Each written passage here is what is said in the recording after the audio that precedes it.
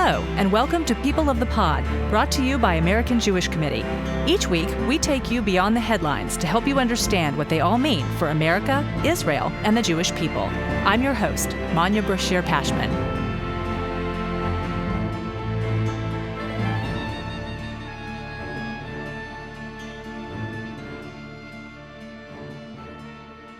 This week, American Jewish Committee is helping to relaunch the bipartisan Congressional Caucus on Black Jewish Relations. Congresswoman Debbie Wasserman Schultz of Florida will join some new House leaders, including Congressman Wesley Hunt of Texas and Congresswoman Nakima Williams of Georgia. The caucus aims to raise awareness of sensitivities in both the Black and Jewish communities, combat stereotypes, and showcase commonalities. And with us this week to talk about their efforts to do the same are Candace Bazemore and Gabby Spatt, co-authors of the children's book Shabbat and Sunday Dinner, which was honored with the Award of Excellence from the Religion Communicators Council. Both are members of the Black Jewish Coalition and participants in AJC's Project Understanding, a biannual weekend of dialogue to develop understanding and friendships between leaders of the Black and Jewish communities. Our guest host this week is Dov Wilker, AJC's Director of Black Jewish Relations. Dov, the mic is yours. Thank you, Manya. Candace and Gabby, welcome to People of the Pod. Thank you. We're excited to be here. It's a great opportunity. We're really excited to chat with you. Well, wonderful. Well, we're just going to jump right on in. And so I'm curious, Gabby, Candace, how did you all meet and how did you go from being friends to co-authors? Yeah, so Candace and I are both transplants to Atlanta, growing up in Florida, Virginia, both moving here for college or after college. And our original meeting actually was through the Junior League of Atlanta. We served on a committee together and launched a leadership program that was training opportunities for Junior League members. But when we really met and realized how much we really adore each other, love each other, learn from each other, was from our shared experience of both attending Project Understanding, which is a program of Atlanta's AJC office, the Black Jewish Coalition. And once we realized we both had that experience, our conversations changed, our friendship deepened. We really had the opportunity to share, to learn, to have meaningful conversations. And one day we were planning alumni event for Project Understanding participants and kind of talked about writing a book. And I'll let Candace share a little bit more about that. Yeah. Well, first of all, knowing how we met is like a very cool thing because it just showcases some of the great ways that Atlanta already has great systems and organizations in place to help people look for ways to build across different community line. I probably would have never met Gabby otherwise, which means that the book that we wrote together would have never happened. And the way the book came about was actually really cool. During the pandemic, we got tapped to help be on a planning committee for the Project Understanding's alumni New Year's Day brunch, which is going to be virtual since no one could go anywhere because of COVID.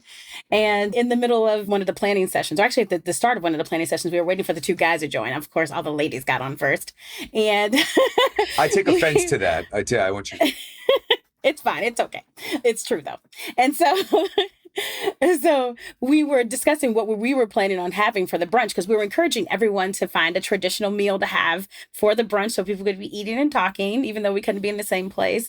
And Gabby shared she was going to have bagels and lox, and I said chicken and waffles, but I didn't know, what's bagels and lox? And we're like, wouldn't it be a great idea to share recipes as a way to unite people? And then that led to us kind of discussing, well, there's tons of recipe books out there, but what if we tried to get people earlier to start thinking about it? And so that's how we got to the idea of a children's book. Wait, I have to ask, have either of you written a children's book before? Definitely not. No. No, this is our first children's book. I've written a ton of blogs. But have you ever written a book before? No. No, not since being no, I've not. Everybody does young authors or something like that in school, but not a book. This is our first. We like stretch projects. We like to try new things in between taking care of our friends, our families, our full-time jobs, You've got boundless energy, the two of you.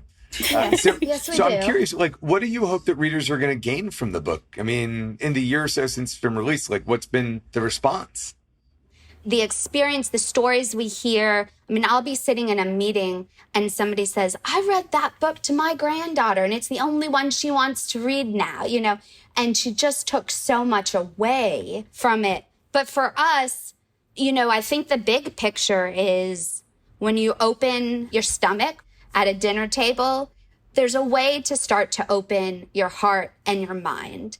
And Candace and I have shared so many life events together, holiday dinners, Shabbat dinners, Sunday dinners, just real times where we've had that opportunity to kind of dive in. And when you taste something new or something different and you're at someone's home or their family member cooks it, right? There's always a story that goes behind it. And that's really, the inspiration of this book is that the dinner table is a special place that brings people, ideas, and cultures together. And we thought, how do we tell this story? And the story was about telling our own family traditions and what we typically do when we celebrate a Friday night Shabbat dinner or a Sunday dinner. And so the characters, are loosely mirrored after us and our families and what the dinner means to us. And so the story follows two friends through their class presentations as they learn more about each other's family traditions. And the hope is that the book introduces readers to other cultures and communities, and that we, pique some interest in learning about other traditions. And the book is a great conversation starter, not just for children, but even for adults who maybe haven't had some of those unique experiences. For us, it was really important to be able to tell them more than just the story within the book, but we tell a little bit of the history of Black-Jewish relations. And we also, have a page that is continuing the conversation. I'm curious, Candace, has that been your experience as well? I mean, you've, sit in a meeting and someone tells you about the book that they've read, that their grandchild only wants to read that, or you got another story, or... Yeah. Actually, I have a couple of stories like that. I actually had an opportunity to speak at a children's center here in Virginia, and the kids were so excited. They were sharing their family dinner traditions and things like that. So that was very cool. That came from the book reading. And I was actually in a meeting last night and a program associated with the AJC, and we were all talking about some plans for a program for young people. And one of the organizers mentioned about our book, and two of the people in the meeting had the book that they read to their young kids, and that's their favorite book. So it was very cool. I was like, oh my God, yeah, that's great. But one of the coolest things, I'm in a friends group with Gabby and some other Black and Jewish women. And one of the members, when we first, launched the book, she ordered it on Amazon and it got delivered to her neighbor's house by accident. And she had never met the neighbor. The neighbor just opened it because, of course, it was during the pandemic, like the height of everybody getting Amazon orders, right? And so she just was like, oh, this must be my order. She opens it up. It's a book. She doesn't know what it is, but the cover was inviting. She opened it up. She read the whole book. And then she put it back in the envelope with a personal note to our friend and said, hey, I got this book by mistake. I was really excited. I really love this story, the images inside, the message. And I read some of the questions in the end. I'd love to get together with you over dinner to talk more about it, because I'd love to learn more about your community. So that's how she became friends with her neighbor through the book. So it's very cool. That's really an incredible story for so many reasons. So many reasons, yeah. So this Thursday, July 13th, AJC is marking the relaunch of the Congressional Caucus on Black-Jewish relations, where the two of you will be sharing your story. What do you hope our nation's leaders will gain from hearing about your experience? So we're really excited to be at the relaunch of the Congressional Caucus. I think for us, the hope is for people to know that this work is happening. These communities are engaging already. Revisiting the past, this is not a new relationship. This is one that is rooted in many, many, many years of friendship, of teaching, of learning. And it's still happening. It's just maybe happening, in a new way. I hope that we're able to inspire those that are in the room, including, the congressmen and the congresswomen, to really make this part of the agenda, to really celebrate the relationship and show that the impact we can make and that we are making. I love that. I couldn't agree more. The goals of the caucus are to raise awareness, provide resources, and unite Black and Black Jewish communities to combat hate and stereotypes. How do you think the caucus can achieve that? Big picture here. Yeah, first of all, that's a great question. And I'm going to give you a little bit of background about myself and the fact that I actually was in college a Congressional Black Caucus Foundation congressional intern. So I spent a summer working on the Hill in Congressman Robert C. Scott's office, Bobby Scott, from the 3rd District of Virginia. And it was very cool to see some of the great things they were doing to help shape young minds and future leaders.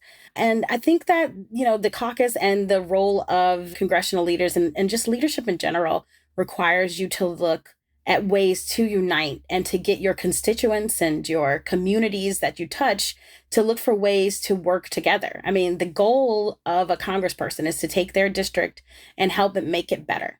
I mean, I know in recent years, we've seen leadership go in the wrong direction, but these leaders have the opportunity to build bridges instead of tear them down. And so they can be the catalyst for change in their communities. They have the ability to direct resources and to direct attention, as well as to put their time on these topics. So they're already doing it by obviously relaunching the program and the caucus. And so the next step is then to empower their constituents to start these dialogues, start these conversations. And I think this gives them a reason, and also the organizations that they touch a reason to start, looking for ways to unite these communities. Excellent. So, I want to take a little more local before we go back to the macro national level. Can you tell us more about your experience with Project Understanding? So for those that don't know, our listeners, AJC's Atlanta office has been running this Marvin C. Goldstein Project Understanding Black Jewish Retreat every other year since 1990-ish. We bring together 18 Black and Jewish and some Black Jewish leaders to be a part of the conversation. So 36 in total for 24 hours of intense dialogue. So I'm wondering if you could tell us a little bit more about that experience for you and if you've been involved since then, beyond writing this book together. And I think, Candace, you even referenced a new initiative that you're a part of. So I was wondering if you could share a little bit more about that too. Yes. So, I mentioned earlier, the retreat was just eye-opening, really moving. I grew up the granddaughter of Holocaust survivors. We were told, you always love everybody, right? The idea in my family of not liking somebody just because of their skin color or their culture or it just didn't exist. And I don't know that I noticed, growing up, I was already kind of doing some of this work. And I had a mentor of mine in college who was my Greek advisor. And we talked a lot about Black and Jewish relations at the time. He asked me to make him, challah French toast, because he always associated challah with Jewish. And I said, sure. And, I went to church with him actually here in Atlanta. We were here for a conference.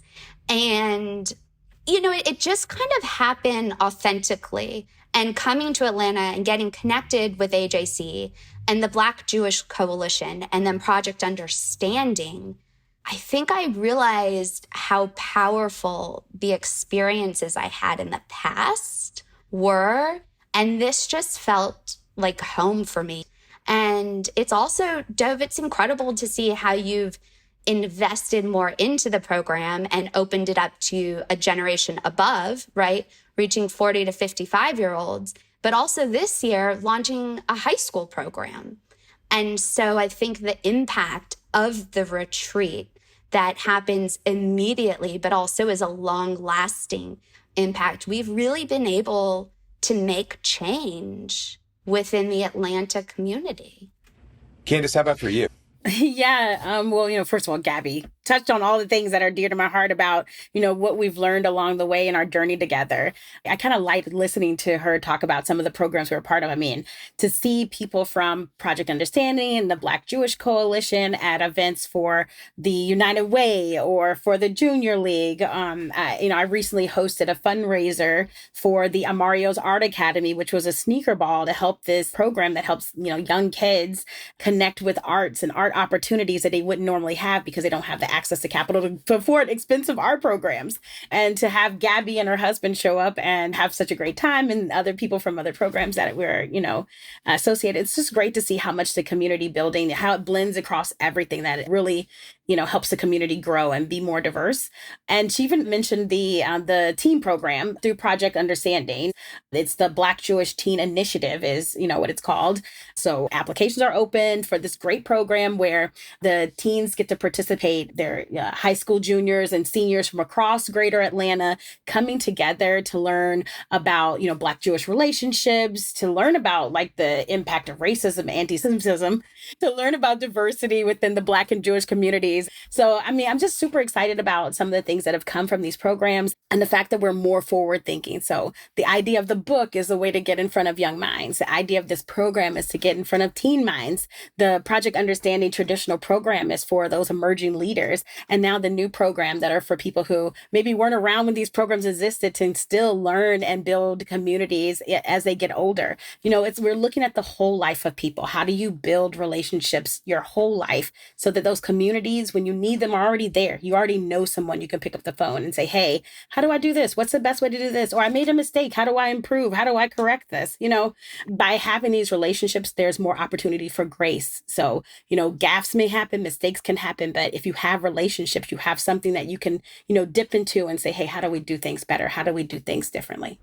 I think it's also, special to point out, we're one story.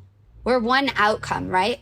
There have been other individuals who have participated in Project Understanding who have started a barbecue team at the Atlanta Kosher Barbecue Festival, which happens to be the largest kosher barbecue festival in the entire country.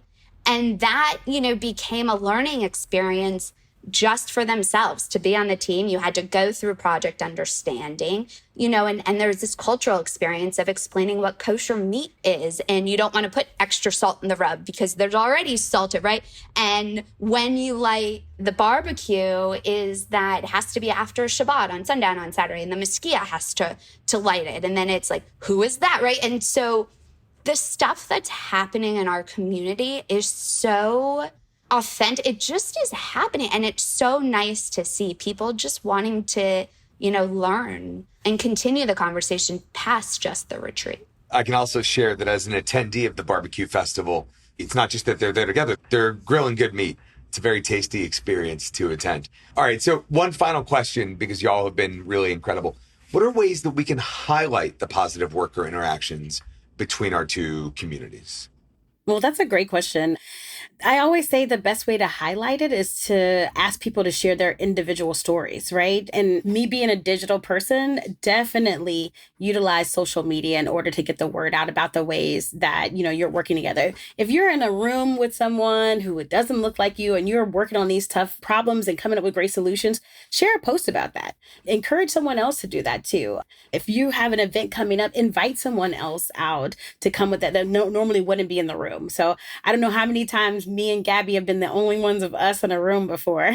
So it was a great example. I was in town during the Great Challah Bake, and this 300 Jewish women at the, was it at the Bernie Marcus Center? Yeah, it was the Jewish Community Center. The Jewish Community Center, yeah. And so I was the only Black woman, or maybe one of two in the whole room, I think, maybe. I think you were. It was just you. It was you.